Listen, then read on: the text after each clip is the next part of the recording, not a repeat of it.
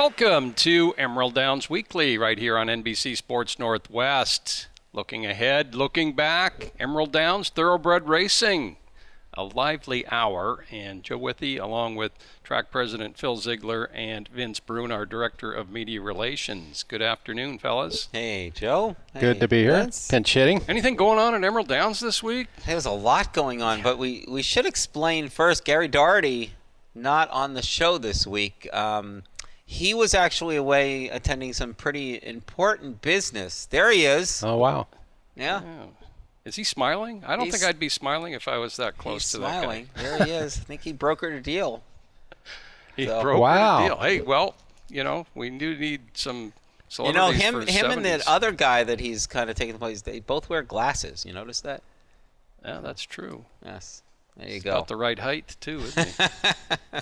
That's not a knock. Kim Jong-Doherty. Well, good to have Vince here anyway. And let's take a look at what's happening at Emerald Downs. We are going with 3 post times now, Friday, Saturday, or Sunday, Phil.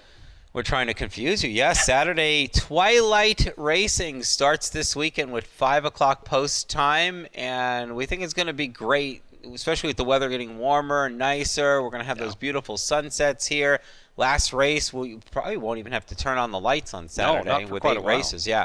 So that's going to be fun. This is the first one this Saturday night. We have a stakes race and all kinds of specials, dollar night, dollar beers. That's what most people care about, right? I would think so. This is the first of 15 straight Saturdays all the way through September 22nd, which will be the day before our closing day on the 23rd. So, yeah, Twilight Racing. A lot of people asking why. I mean, it's a great time to come out to the track. We're going to have dinner, specials, and then live music and dancing on the 5th floor after the last race. So you can really come and make an evening of it, bring the family, and then if you want some adult beverages, have a few beers, and then hang around for some dancing and music afterwards. A lot going on at Emerald Downs. Of course, the casino's open till 2 a.m., the Clubhouse Casino, and as Phil mentioned, dancing every Saturday night as well. So first race on Fridays at 6:30, Saturdays at 5 p.m. now, and of course Sundays at 2 p.m., Emerald Downs. And we do have a Jackpot Pick 7 carryover heading into Fab Friday night. First race 6:30 coming up, and of course 7 races on Friday, so that Jackpot Pick 7 starts right there at the first race. The carryover, a little over $3,200. We've had a couple of big winners in that Jackpot Pick 7 so far, Phil. Yeah, that's nothing. We've had a $16,000 winner and a $22,000 winner here on track both times. And it grows, and it takes a couple weeks probably to get to about 20,000 maybe, and then people like Vince start handicapping and going after it, right? Well, that's right. Me and Joe were just looking at the feature race for Friday 401 on, and it's a good little race with Kalex going for another win, and there's some depth in that race. I'll be interested to see the morning line when it comes out. Hot Bobby coming off a third to Wine at 9, which is no disgrace. Wine at 9, last year's claimer of the meeting, is already 2 for 3 this year with a second. So, yeah, Friday night, 6:30 here at Emerald Downs. And then Saturday night, we mentioned, it's dollar night. It's also 70s night. We'll hear some 70s music mixed in along. But we have a stakes race on Saturday, and we'll be getting to that, the Legislators Stakes. And Sunday is the big day of the week still, though. Phil, we have Father's Day on Sunday. Yeah, this beautiful cap. It's a tradition here at Emerald Downs. It's cap giveaway day on Father's Day. 7,000 get them. And we also have drawings for dads, or actually all the guys. And we'll be doing that as well. We'll have stakes race action and a special race we're going to talk about. It's going to be a lot of fun. 2 o'clock post time, and the weather is supposed to be absolutely perfect for Sunday. That is fantastic. Yeah, Father's Day, always a big day at Emerald Downs. It's been Cap Day. It's been a stake day. And of course, in recent years, if you come to Emerald Downs, Mother's Day, Father's Day, a couple other days throughout the year, we have local businesses, Friends of Emerald Downs vendors bestow gifts upon us, and then we turn around and give those to the fans as they just fill out their entry blank. And it's guys this weekend on Father's Day. So just men, fill out your free entry blank, and we have some nice prizes. Several area golf courses, restaurants, some outdoor theme prizes as well, game tickets to the big teams downtown. So keep that in mind. If you're looking for something to do Sunday, it's going to be beautiful out. A lot going on at Emerald Downs on Father's Day. And then we have a unique race coming up Father's Day as well. We've had a 12-year-old horse win here at Emerald Downs. We've had several, actually, and the most famous is West Seattle Boy, the track's all-time leading winner. Vince, 21 wins at this track, correct? 21 wins, yeah. And there's one as a 12-year-old right there. Yeah, you see I'm just getting up there. I might have been Galen Mitchell riding there, and we've had several veteran competitors compete here over the years. Wasserman kept going at an advanced age. And there is jockey, Joe. Lino Burgos won at age 59. So a 12-year-old horse, a 59-year-old jockey. Lino Burgos was a regular at Longacres in the 60s, 70s, into the 80s. And he won at Emerald Downs in 2000 at age 59. And that leads us, how about trainers? We have... We've had old horses, old jockeys win. How about trainers, Phil? Well, we did a little calculation here, and we have 4 active trainers who are now past the age of 90. And that gentleman right there was the last to join the club. Yep. His Bob birthday Meeking. was just last week. Mr. Bob Meeking, a 90-year-old winner. There's Arturo Arboleda, who's 94. 94, yeah. And... Ira Rhodes. Yeah, Ira Rhodes. He's in his 90s as well. Yes. And, of course, the first one was Pat Mullins, who's won a couple races this year, of course, with Ryan Walt. So we're having a race. 90 years old and up to enter. Yeah. Yes, this is the first time we think ever a racetrack has written a condition where the condition says trainers born on or before June 6, 1928. We're expecting a field of 5 or 6 horses in that race. That's fabulous. You ever seen those conditions, Vince? I have not, and I got a kick. A recent article Scott Hansen wrote in the Times where Pat Mullins basically credited being a trainer with keeping him going in life, and I think Bob Meeking and Ira Rhodes and all those guys would second that we are a sport you can keep participating at an advanced age. All right, that is Sunday, Father's Day at Emerald Downs, and much more to come here on Emerald Downs Weekly. We'll be right back.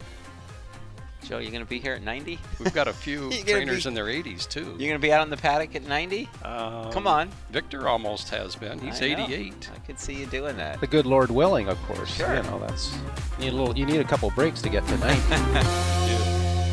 It's breaks. Joe's got good bloodlines that way, though.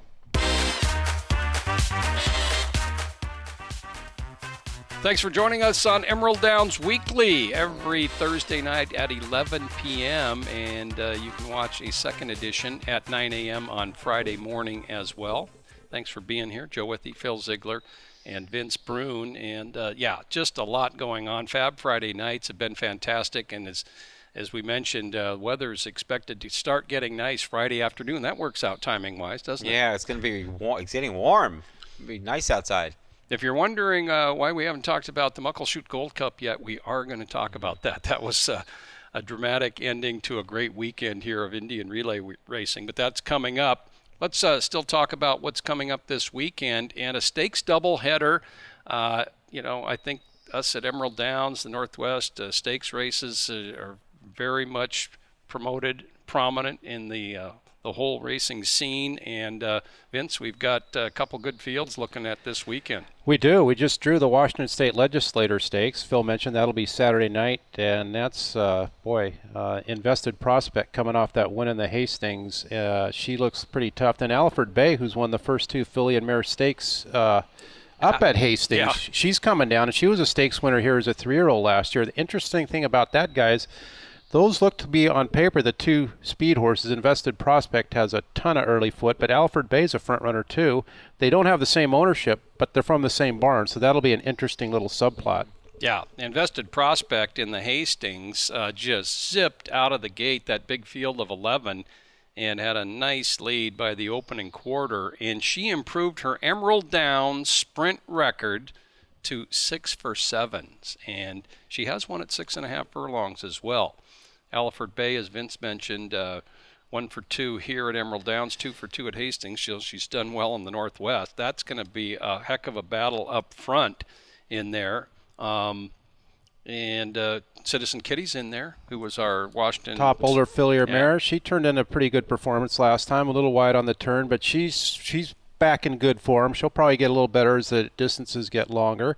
Sunday, of course, we got the Coca-Cola, which will draw tomorrow, and that's the second round for the 3-year-olds. And we had a pretty good finish in the Auburn last month. That's right. We can take a look at that finish in the Auburn Stakes, another big field to kick off the 3-year-old stakes division.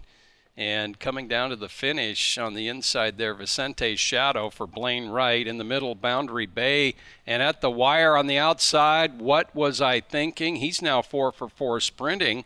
That was a nice finish in that race, as we recall. Phil? Yeah, and Blaine Wright didn't win that one, but he's won just about all of them last year and this year, right? He almost won that. He's on. Vicente's Shadow was 26-1. And I know. He just missed there.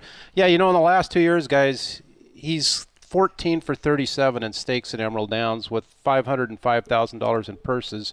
He won 11 last year. Now he's won the last 3 this year, so he's 3 out of 5 in the stakes this year. And just on the horizon, every division, we saw what Reiser did in the older horse division, so he's tough there too. I mean, he's got a pretty well-rounded barn at this point. What's amazing is in some of those stats, the only reason those stats don't sound better is because sometimes he's beating himself. He has 2 and 3 horses in a race. That's Only right. one can win. He's he actually ran first and third last week. Yeah, and he's actually got 3 in the Washington State Legislators. Strip It Down's not a bad horse for Tenbrook Farm. She fits too. So yeah, he's not going anywhere anytime soon. He's our 2-time defending training champion, and he's also now the top stakes trainer at Emerald Downs. I think it's fairly safe to say. Mm-hmm. And as just to tighten it up there, Blaine Wright, we've run 5 stakes races this year. Blaine has 3 wins and 2 seconds in those 5 stakes races. And wow. And another horse to mention to go back, another couple horses to mention for the Legislators Stakes. BCZ Middleton won this race as a 3-year-old 2 years ago on our 20th anniversary night. That was a dramatic win. And also, No Talking Back. How about her? She has 2 wide open victories for trainer Chris Stensley to start her. Do you remember that race, by the way, in the 20th anniversary night? Why that was incredibly dramatic? It was the last race of the day because we never did, or the night because we never could get the last race. There was off. a storm. You don't see storms like that rolling too often. There was a storm rolling in, and that race finished. Yeah. They finished the trophy presentation. We got our local legislators who are here out of the winner's circle, and then the skies opened up after that. And BCC Middleton, she had to drop down to maiden 7,500 to break her maiden. She's one of those horses that it took a while for the light to go on, but boy, she has turned into a really nice older fillion mare for Jeff Metz and the estate of William Burns. Yeah. Really a nice horse. And she took a stake on Mile Day last year at 37-1 as well here at Emerald Downs. So multiple stakes winner here, and No Talking Back, a daughter of Flatter, and trained by Chris Stensley, is 2 for 2 with wide open victories. That's a heck of a race. Gazing's in there, and I think we mentioned the rest. Blazing Beauty as well, our 2-year-old champion from a couple of years ago. So the Legislators Saturday night and the Auburn Stakes on Sunday here at Emerald Downs, first race at 2 p.m. And we talked about the top. The Auburn Stakes was the one that. Thank you for that. Yes. Okay, corrections. That could have been a correction. Should have saved it. Corrections, but you got it early. Yes. And in that race as well, expected to compete are Elliott Bay and Sip and Fire, who had quite a rivalry at 2 last year. They were both unplaced in the Auburn, but they could move forward. And they were only beaten like 3 lengths, both of them. And, the allowance race they were going to run in, so they might have didn't fill. So they, should move forward off that race, I'm thinking. So that's a real interesting handicapping race. Any Coca-Cola. preference in that one? Yeah. Full disclosure here, Joe. Full Those disclosure, Harbor we the do that Gold every time. Colts, Elliott Bay, Sip and Fire, both pretty talented. I usually go with Harbor the Gold Colts. Okay, I'm part owner of Sip and Fire. I'll throw something in on speaking. Harbor the Gold, when Bella Mia won, that's Harbor the Gold's 57th stakes victory as a sire at Emerald Downs. Number 2 is Slewed Ledoux, and Bella Mia's out of a Slewed Ledoux mare, Bella Campana. So no surprise she should turn into a great stakes horse at Emerald Downs, bred top and bottom to be great as far as Emerald Downs Stakes Company goes. And July 3rd isn't that far off. It's on a Tuesday this year. The 3rd of July is a huge day every year at Emerald Downs, racing and the fireworks spectacular lighting up the South King County sky and entertaining the hills to the east, the hills to the west, the downtown Auburn, and of course everybody at the track. And there's not usually too many empty spaces that evening here at Emerald Downs. So the July 3rd fireworks spectacular. Make plans to attend, and we'll come right back with more on Emerald Downs Weekly. That was a good show that year. That was a there. great show. Bigger and better than ever this year. I heard that. Yes. I've said that before, too. I know. But it's true. It is. It's going to be more fireworks, more bang. Yep. Yes.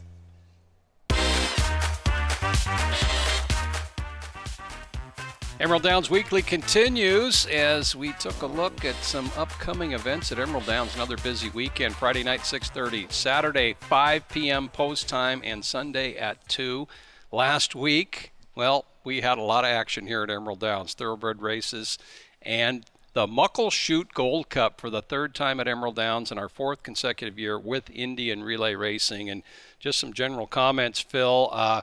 Just such a great addition. The dynamics of pure horsemanship, bareback riding, drama with the exchanges, it all happened again this year. Yeah, lots of drama, and the weather added another element into it because Friday night we had a little bit of rain. Saturday, I'm sure people watching around the region are going to think that it just rained all day Saturday, but not here at Emerald Downs. Somehow we avoided the rain most of the day, and then Sunday it kind of got blustery, but again, the rain that we had was kind of minimal, so it didn't affect the races.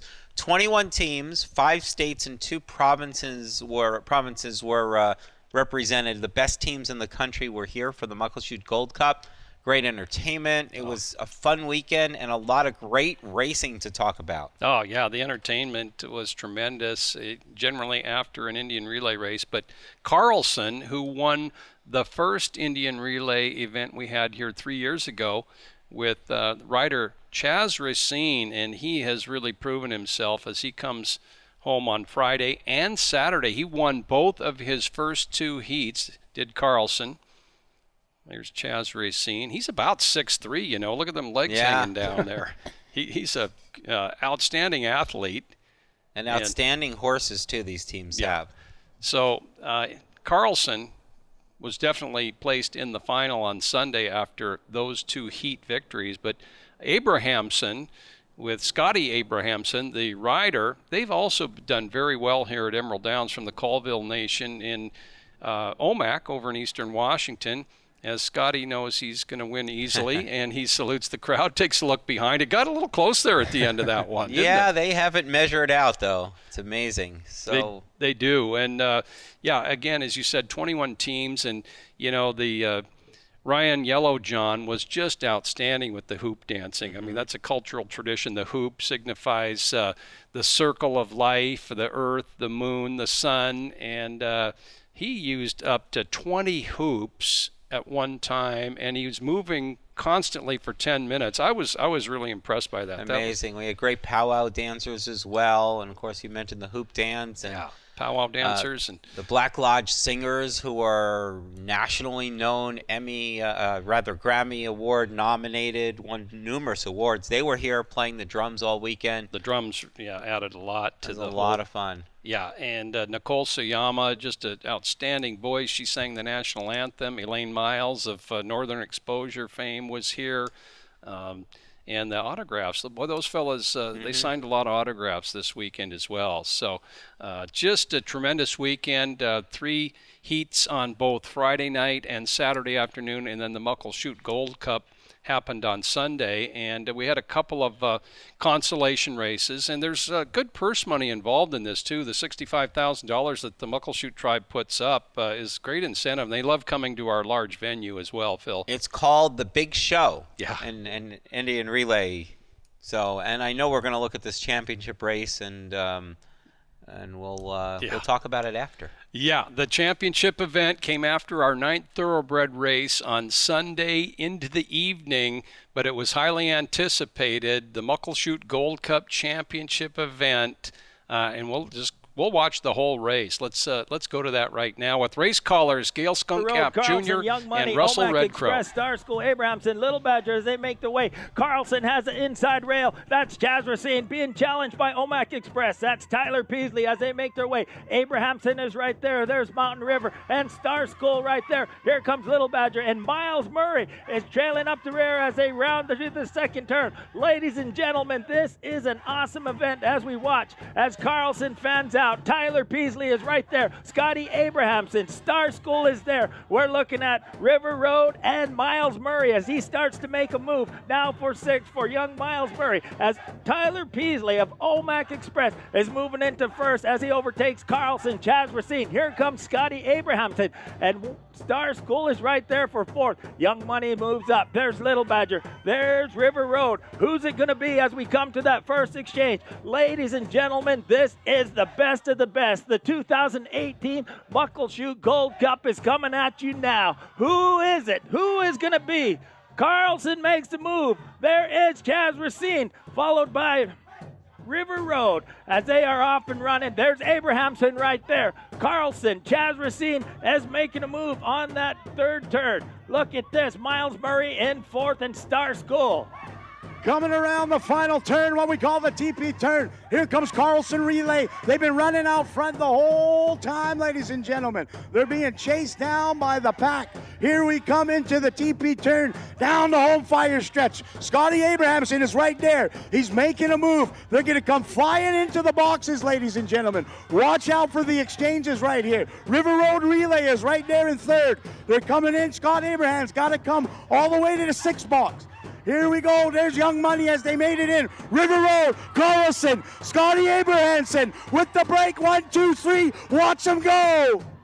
As they're off and going as Scotty Abrahamson. As we change to the lead 4 times, there's Chaz Racine right there trying to make a move. There is River Road, and Tyler Peasley is running forward. Star School is there as well. And here comes Miles Murray. As we are moving away, Little Badger is out of the game. It is still Tyler Peasley still trying to make a move on 4th. It is Scotty Abrahamson, but Carlson is right there and Chaz Racine. Mountain River, we're looking at Darren Charges Strong. Chaz Racine, Miles Murray is trying to make a move. Tyler Peasley, here comes Star School up on Tyler Peasley as he challenges him for 4th as we go in for our final exchange. There's Scotty Abrahamson, there's Chaz Racine from Carlson, and River Road in 3rd as they come down. Here comes Star School, now moves into 4th place over Tyler Peasley. Here is Little Badger, Young Money, now making a move.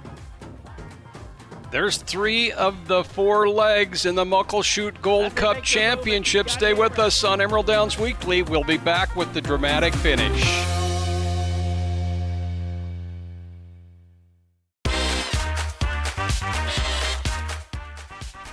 You are ready for the final segment of the Muckleshoot Gold Cup. We are too. Joe Withey, Phil Ziegler, and Vince Brune.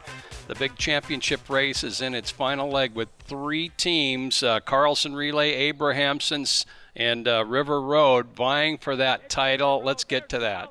3 horses in the game, ladies and gentlemen. Who's it going to be? Here they come down the TP turn. We're 3 wide. The Warriors are running. Abrahamson, Carlson, River Road Relay. Here they come. Scotty Abrahamson's got him out front. There's Carlson. Chaz Racine is pushing it. He's asking, no. River Road is out there on the outside. Here's Scotty Abrahamson's got to hold on.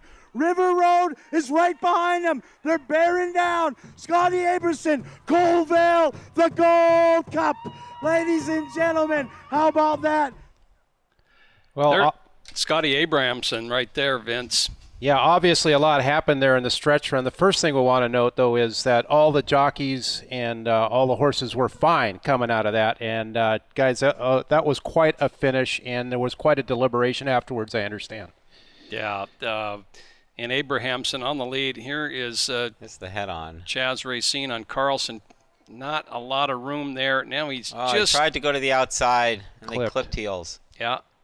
And And Chaz, that horse is fine. He's going to get up and actually then interferes with the next team there. there. But here it there's is another again shot, as yeah. Scotty Abrahamson on the lead, and Chaz thought he could get through on the inside. He tried for several strides to stay there, before clipping heels. There's Chaz. He got up, and then so did his horse, as you mentioned. Wow. And, I was watching live out on the apron like many people, and I was just saying, go around, Yeah. go around, go around, because his horse was running so well. He was Yeah. making up the ground quickly. And I said the exact same thing, Joe. I thought he had the momentum, and I'm saying go out, and it, like those 5 seconds almost happened in slow motion to me. You're like, uh-oh, this is something, and there was not a big opening, as you can see there, fellas, on the head-on. That was trying to thread the needle there, and then when he wheeled out at the last minute, that's when the heels were clipped. And the Emerald Downs technology helped the judges for the Muckleshoot Gold Cup decide things, but it did take a while, Phil. Yeah, now here are the judges, and I'm going to try to explain this. There are 14 judges for Indian Relay, 7, basically one for each box on both of the exchanges, and this crew of 14 came into the room. Our TV crew queued it up. They watched it over and over and over again. They got both riders in there to talk to them about what happened. And, Chaz commenting, which is true, that on the turn there was an opening there for just a moment, and he tried to go through on the rail. And then Scotty, of course, cut the corner after the turn to get to the rail, which he did. And there was a lot of debate going both ways, and it took quite a while for these guys to decide. But it's a lot of money on the line, especially for these teams. It's a very prestigious race. It took time. It needed to take time. And they finally ultimately concluded no change to the order. Yep, no change. Abrahamson won the 2018 Muckleshoot Gold Cup in one heck of a dramatic finish here at Emerald Downs. Controversy. Yeah, It was, controversial. in my opinion, I think they got it right. I just don't think there was a lot of room in there, especially with the head-on shot. Kind of convinced me of that. We see that happen in horse racing. It gets competitive trying to go up through the rail there. But usually that was a pretty small opening. Yeah, there. and they're riding. These guys are riding bareback, Yeah, and you just fear for their safety when that happens. And again, as you mentioned, the first thing was the horse and the rider were okay. Everybody was fine, and then to sort out the winner, and there was. People were talking about it. People will be talking about that finish for many, many months on the Indian Relay circuit and around here at Emerald Downs. And a lot of dramatics to that. That was going to be one heck of a finish. And congratulations to Abrahamson for this year's victory. Hey, Rocco Bowen, he's the man out here on horseback at Emerald Downs. He's shooting for his 3rd title. He's got a pretty good lead. And Vince, he hit a milestone here on Saturday. He did. He became only the 8th jockey to win 500 races at Emerald Downs. He's now moved into 7th place because Ben Russell had 501 and Rocco's got 2 more since this win, so he's up to 502. Only 8 jockeys in history have won 500 races, and Rocco only began riding here in 2012, so that's quite an accomplishment. Javier Matias and Jennifer Whitaker are both around 470, so hopefully those 2 will get there as well. Yeah, that was Outdid You the horse for Rigoberto Velasquez. Outdid You's 2nd win at the meeting. Rocco got 500.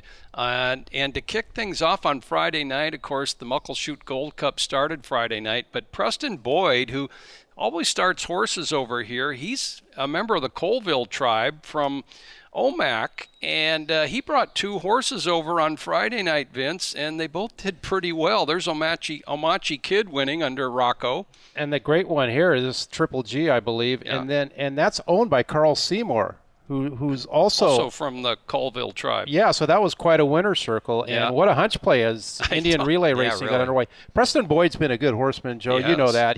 We were talking when we had dinner the other night, a couple days before. Boy, you noted Preston's got a couple in, and you said he's pretty good competitor when he gets a horse in a race. So no surprise to me that he pulled that off. Yeah, and he picked the first night of the Muckleshoot Gold Cup Indian Relay Racing to bring his horses over, enter them, and they both won. So nice timing there. And Saturday at Emerald Downs, our feature race was a pretty hotly contested filly or mare sprint. There's Racy Rascal on the lead, and she's going to try and get the victory. And Jerry DeCarry coming at her.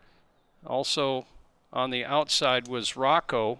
And how about Rocco's on Jerry DeCarry on the outside? Yeah. Racy Rascals by out of Campanita, who was the dam of Bella Campana, who bred, who produced Bella Mia. So quite a weekend for Terry and Mary Lou Griffin up at Griffin Place. A feature race win and a stakes win as breeders. How about that? That's right. Racy Rascal, nice victory for her. She's by Into Mischief, and the Griffin's daughter, Kaylee, was there in the winner's circle. And the Kent Stakes, as we're getting right down to it, was taken by Bella Mia, last year's state champion juvenile. She just outran I'm a Happy Cat in this one. Turn the tables. I'm a Happy Cat in Seattle by 2.5. This time Bella Mia by 2.25.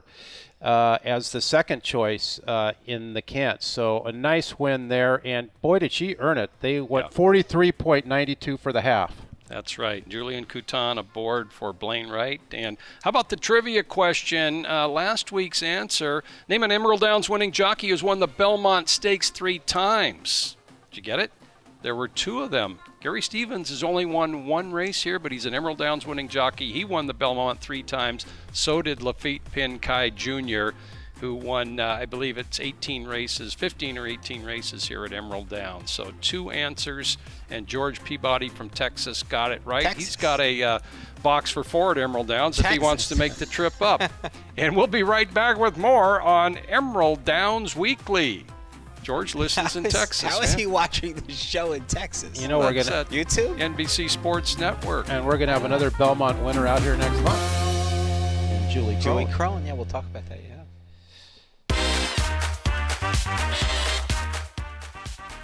Thanks for watching Emerald Downs Weekly. A lot to talk about at Emerald Downs. 3 days of racing upcoming. And just to reiterate that trivia question, if you'd like a box for 4 that includes parking and admission at Emerald Downs, answer this question. Name the only other horse to win the Triple Crown while undefeated. Justify did it last weekend at Belmont Park. Name the only other one. Send your answers to trivia@emeralddowns.com, and you could win a box for 4 with parking and admission. So I got to give them one hint. The answer is not Smarty Jones. Just goes back to last week. Yeah, Smarty. Yeah, he was. That rewards people for watching every week. That's right. Yes. Well, yeah, the Belmont Stakes did happen. The Triple Crown was on the line. Bob Baffert. Who's a bigger name? Who's the biggest name in racing? It's Bob Baffert. He won the Triple Crown in 2015, and he had Mike Smith aboard this time. And fellas, it looked pretty good at this point.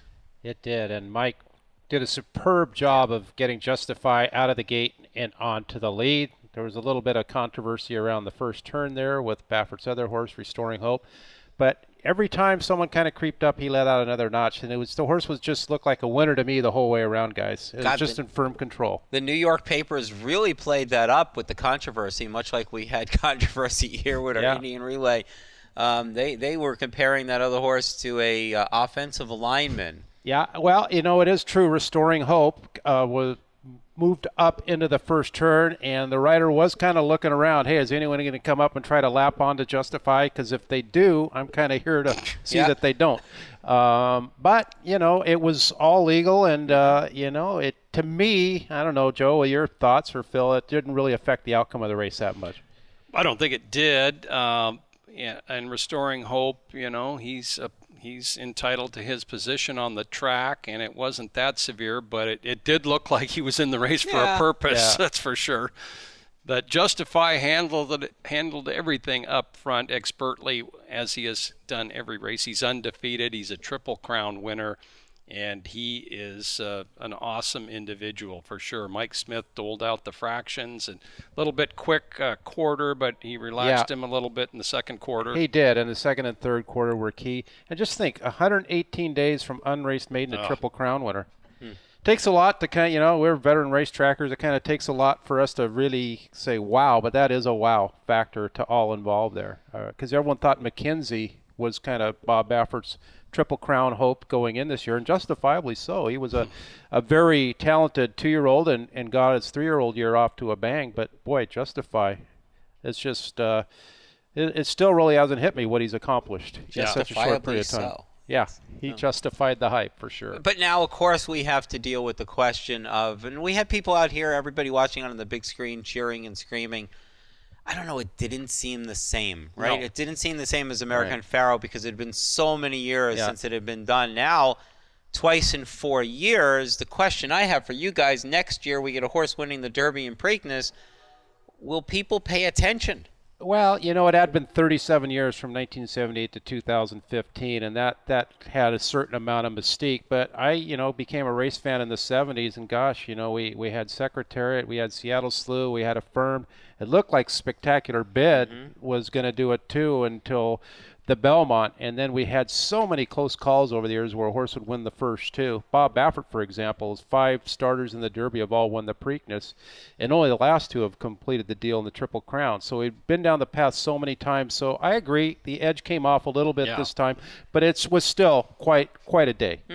Yeah, the edge was off for sure. Just people at the track, the atmosphere wasn't quite as anticipatory on Saturday as it was 3 years ago with American Pharaoh.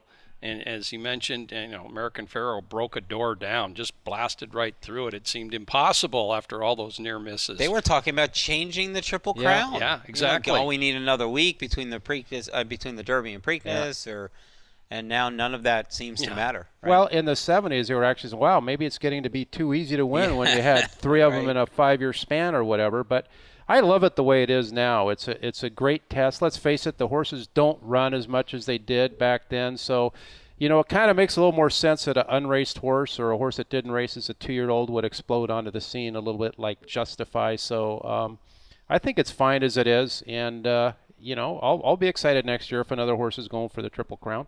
Justify is just a beast. Yeah, as Vince said, 118 days, less than 4 months.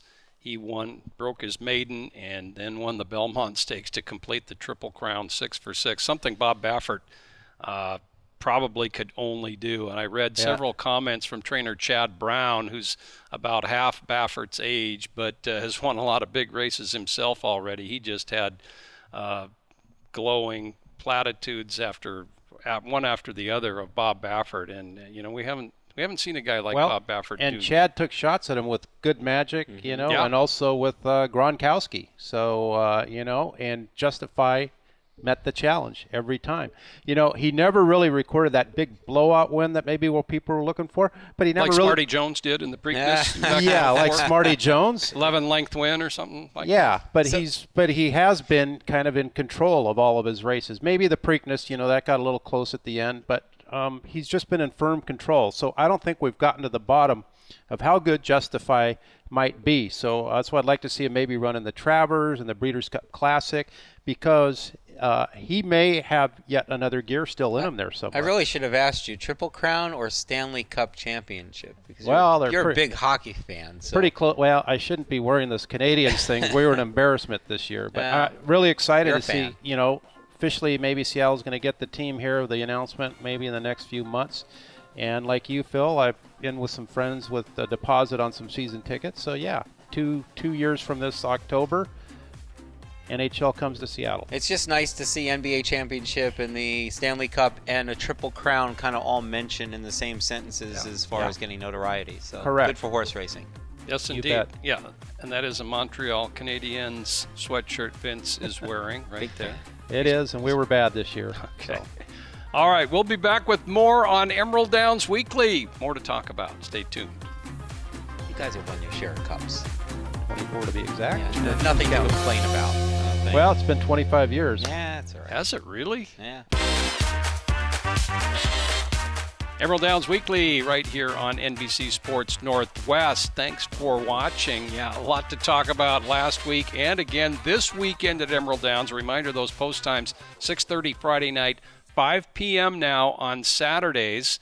5 o'clock for the first race on Saturdays, and then Sundays our regular time of 2. But dancing after the races on Saturday nights here at Emerald Downs. And again, the Clubhouse Casino is open 7 days a week until 2 a.m. So this is a real action spot in South King County, Auburn, Washington, Emerald Downs. And once again this weekend, couple of stakes races, but we'll kick it off Friday night at 6:30. The Jackpot Pick 7 has a little carryover, and the first race starts that jackpot pick 7. But the feature race, you've taken a look at that, Vince, race number 6. I have, and it's pretty good field top to bottom, but I think Kalex out of the 1 hole going a mile. You know, that horse was down to the $2,500 level last year, and he's really had a resurgence. The one post going a mile is always tough at Emerald Downs. He has enough speed to get position, and that was a big win. The horses he beat have all come back to run well, so I won't get too creative. I think Kalex wire to wire in the feature Friday night. Kalex 7 for 20, an awesome record at a mile. I'm going to go back to Hot Bobby. I did select him when he ran against Wine at 9 and Botch a couple of weeks ago, and he finished a distant third that race, but a little bit of a slow start. Wide on the first turn, definitely wide on the second turn, and he wasn't going to beat Wine at 9. That horse was incredible that day. Yeah, and Hot Bobby loves Emerald Downs. Yeah.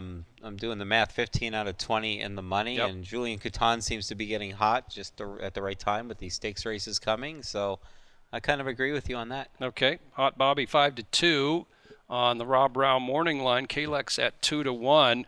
And then a stakes doubleheader this weekend. Saturday night, the Washington State Legislators Stakes. We talked about that earlier on the show. Just a loaded field. Let's see, stakes winner, BCZ Middleton, Alliford Bay, Invested Prospect, Blazing Beauty, Citizen Kitty, all Emerald Downs Stakes winners. Vince, how did you? Do you have a pick for this one yet? Yeah, I think I'll stick, or I'll go back to Invested Prospect. I didn't pick her last time, but I certainly respect her. You mentioned earlier on, Joe, she's 6 for 7 in sprints at Emerald Downs, and she is a tremendous gate horse. And I think going 6.5, you know, sometimes that even helps speed horses relax a little bit more. And she did win easily in her only try at 6.5 here in the Seattle a couple of years ago. So I won't get too creative there either. And I think if she can outrun her stablemate Alliford Bay early, I think she'll be double tough. How about you? Well, I think Blaine Wright's going to be in the winner's circle again. Oh, boy.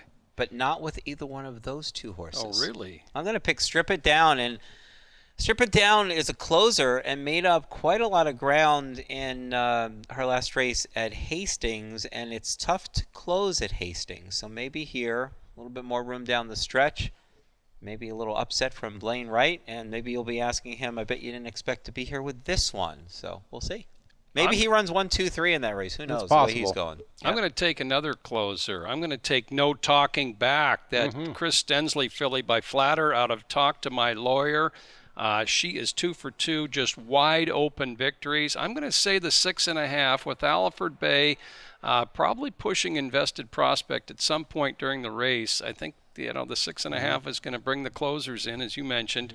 And I'm going to take No Talking Back with Anne Sanguinetti aboard, who's been up for both wins by this 4-year-old filly, who was stakes placed in her career, I think twice, at least once.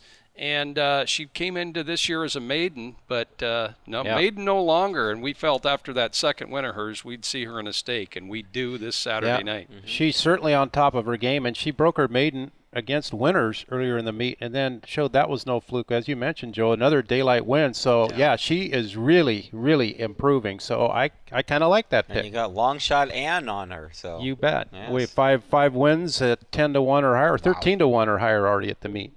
Citizen Kitty will be coming from off the pace as well. She was second in this race last year, and to Profound Secret. Yeah. And don't BCC make a mistake Middleton. now. Don't make a mistake. We haven't had any mistakes yet. We did have one. You just made one. Corrections time. I did? What did I say? You said Strip It Down was coming down from Hastings. She ran in the Hastings. I'm sorry. Emerald Downs. Yeah, that is a big mistake. But you helped me out earlier in the show with a little correction. Right. I tried to call the Coca-Cola the Auburn. Right. But nonetheless, great action at Emerald Downs this weekend. We're not quite ready to pick the Auburn yet because we need to do more homework on that one. The Coca-Cola. All right, did it again. The Coca-Cola, We're just piling up the mistakes now. I like your product. The Coca-Cola Stakes for 3-year-olds on Sunday here at the track. And Can Joe I change my pick now? Phil Ziegler, Vince Brune. Phil wants to change his pick. Alliford Bay came from Hastings. That's correct. She won the first two up there. Other than thoroughbred racing, we've had a lot of action on the track this year already. We've had, of course, the camels, ostriches, and zebras a while back, not that long. And then, of course, Indian relay racing was just tremendous. And the dog shows are coming up, and they've been very popular here at Emerald Downs. We've got a couple of those days here. Yeah, Wiener Dog Racing and the Wannabe races, and that's right after the 3rd of July fireworks at next Sunday. And then, of course, in August, we have the Corgi races. But a lot of big events. This is probably the biggest. The fireworks spectacular on July 3rd is one of our biggest days of the year. Crowd-wise, it is the largest. And as we've said, this show is going to be bigger and better than any show ever at Emerald Downs, and that is saying something. It is. And, yeah, that's just by the group that puts on the show with the actual exploding fireworks. They're bringing more and better. And the retros, as you saw, live music as well that evening. July 3rd, it's a Tuesday night this year. Make plans to be out to Emerald Downs. Okay, that's it. Hope to see you at the track this weekend. First race, 6:30 Friday night. And thanks for joining us on Emerald Downs Weekly. Gary Doherty.